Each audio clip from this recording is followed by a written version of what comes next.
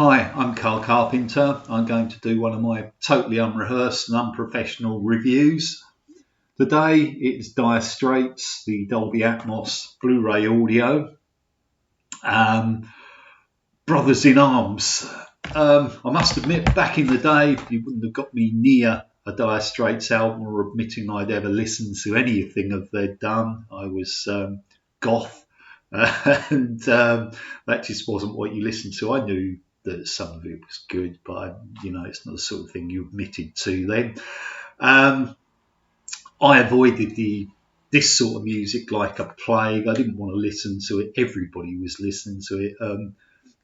I think it was one of the things back then. You didn't want to be part of the crowd that listened to everything that everybody else did. I suppose what you can say about this album is that, from my point of view, and that's personal, there's two tracks on here. The Man's Too Strong and One World, they're not my sort of thing at all. I think they're filler. I don't think they're very good, but that's just my personal opinion. You can't fault the sound quality, so I'm going to ignore those tracks. I'll start off with So Far Away. Opens the album.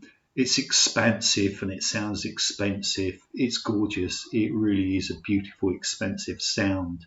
When you go on to Money for Nothing, the drums on the intro just go right around. It is quite stunning to listen to.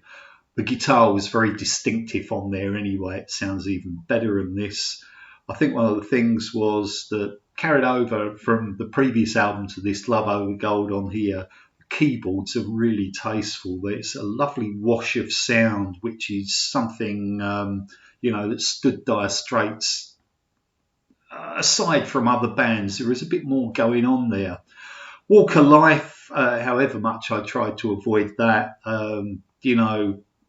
it is overplayed. I've heard it so many times, but I think the thing that really is good about this, the freshness, takes your mind off the over-familiarity.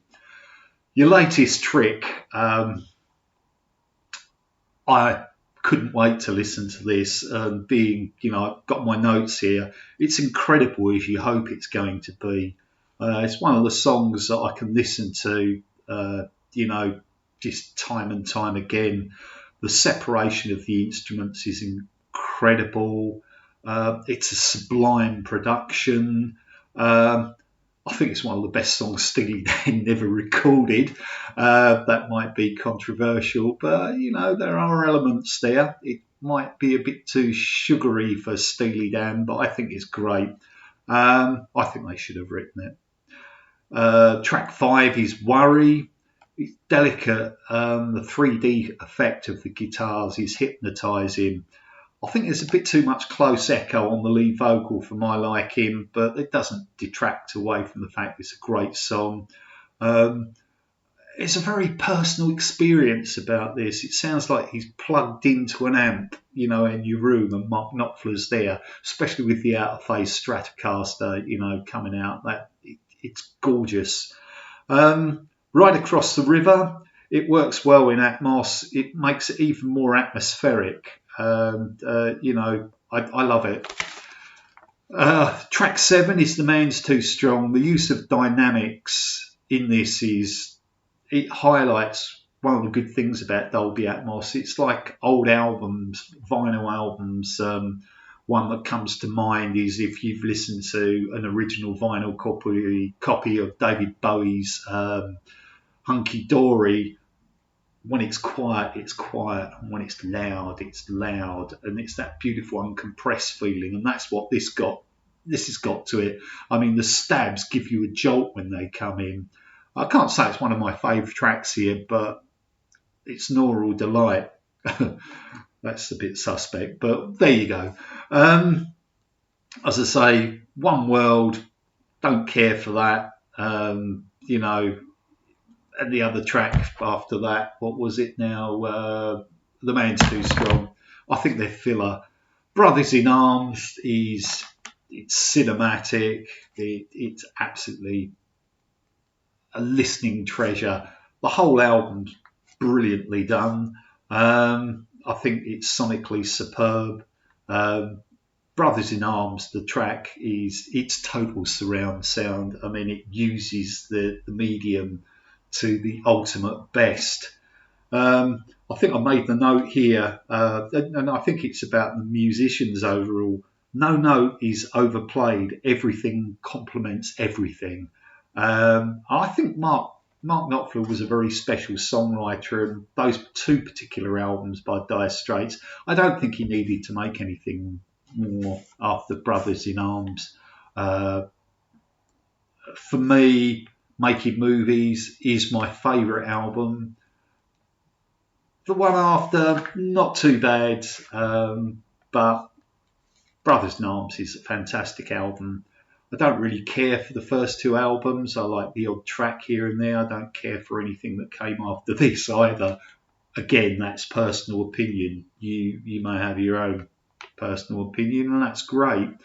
I think the other thing that got me about this, though, I was reading on the cover, as you do, that it says the Dolby Atmos mix was done in 2022.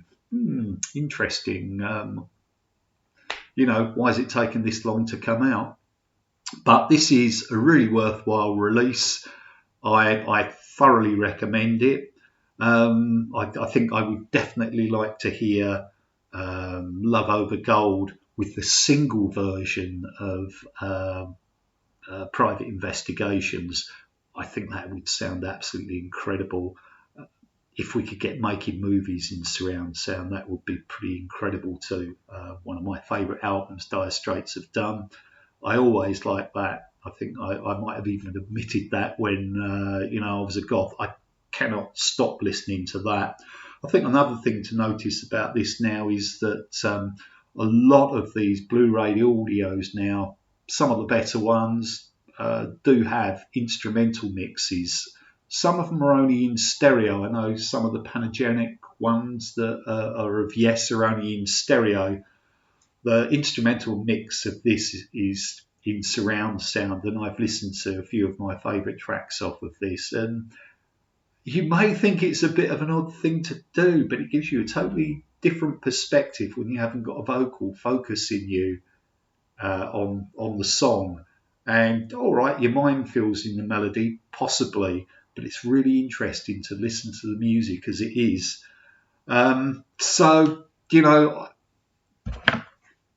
Brilliant, an amazing one of the best I've heard, I think. I'm not sure what the best I've heard is.